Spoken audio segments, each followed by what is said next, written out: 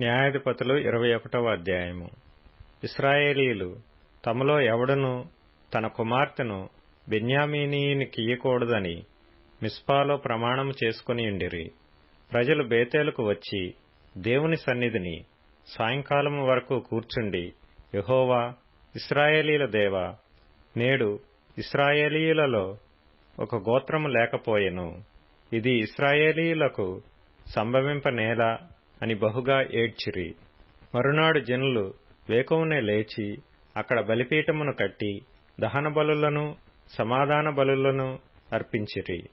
అప్పుడు ఇశ్రాయేలీయుల గోత్రములన్నిటిలో మిస్పాలో యెహోవా పక్షమున రాకపోయిన వారెవరని విచారించిరి. ఎలయనగా అట్టి వారికి నిశ్చయముగా మరణశిక్ష విధింపవలనని ఖండితముగా ప్రమాణము చేసియుండిరి.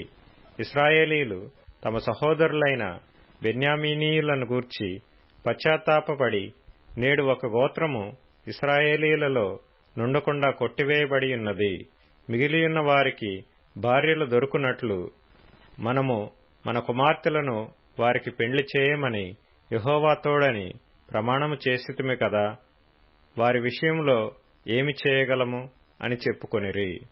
మరియు వారు ఇశ్రాయేలీయుల గోత్రములలో యెహోవా పక్షమున మిస్పాకు రానిది ఏదని విచారింపగా, సమాజమునకు చేరిన యాబేష్ గిలాదు నుండి సేనలోనికి ఎవడనూ రాలేదని తేలెను. జనసంఖ్య చేసినప్పుడు యాబేష్ గిలాదు నివాసులలో ఒకడునూ అక్కడ ఉండలేదు. కాబట్టి సమాజపు వారు పరాక్రమవంతులైన 12,000 మంది మనుష్యులను పంపించి, మీరు పోయి స్త్రీలనేమి పిల్లలనేమి యాబేష్ గిలాదు నివాసులనందరినీ కత్తివాతన హతము చేయడి. మీరు చేయవలసినదేమనగా, ప్రతి పురుషుని పురుష సంయోగము నెరిగిన ప్రతి స్త్రీని నశింపచేయవలనని చెప్పిరి.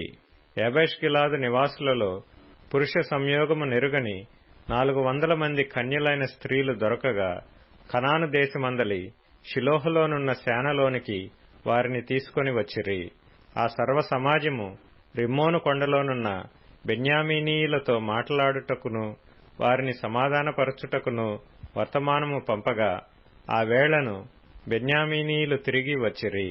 అప్పుడు వారు తాము యాబేష్ గిలాదు స్త్రీలలో బ్రతుకనిచ్చిన వారిని వారికిచ్చి పెండ్లి చేసిరి. ఆ స్త్రీలు వారికి చాలకపోగా, యెహోవా ఇశ్రాయేలీయుల గోత్రములలో లోపము కలుగజేసియుండుట జనులు చూచి బెన్యామీనీయులను గూర్చి పశ్చాత్తాపపడిరి. సమాజ ప్రధానులు బెన్యామీను గోత్రములో స్త్రీలు నశించియుండుట చూచి, మిగిలిన వారికి భార్యలు దొరుకునట్లు మనమేమి చేయుదుమని యోచించుకొని, ఇశ్రాయేలీయులలో నుండి ఒక గోత్రము తుడిచివేయబడకుండునట్లు బెన్యామీనీయులలో తప్పించుకొనిన వారికి స్వాస్థ్యముండవలెననిరి. ఇశ్రాయేలీయులలో ఎవడైనను తన కుమార్తెను బెన్యామీనీయునికి ఇచ్చిన ఎడల వాడు నిర్మూలము చేయబడునని ప్రమాణము చేసియున్నాము గనుక మనము మన కుమార్తెలను వారికి పెండ్లి చేయకూడదని చెప్పుకొనుచుండిరి.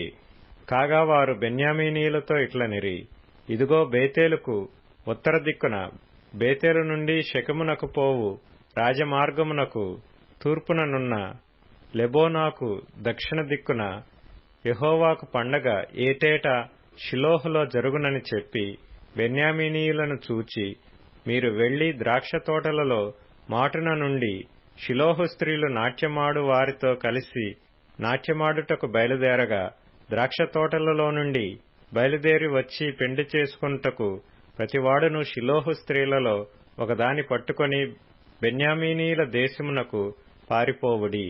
తరువాత వారి తండ్రులైనను సహోదరులైనను వాదించుటకు మీ యొద్దకు వచ్చిన ఎడల, మేము ఆ యుద్ధమును బట్టి వారిలో ప్రతివానికిని పెండ్లికి స్త్రీ దొరకలేదు గనుక ఈ స్త్రీలను దయచేసి మాకియ్యుడి.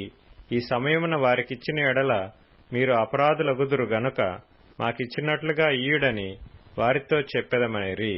కాగా బెన్యామీనీయులు అట్లు చేసి తమ లెక్క చొప్పున నాట్యమాడిన వారిలో నుండి స్త్రీలను పట్టుకొని వారిని తీసుకొని పోయి తమ స్వాస్థ్యమునకు వెళ్లి పట్టణములను కట్టి వాటిలో నివసించిరి.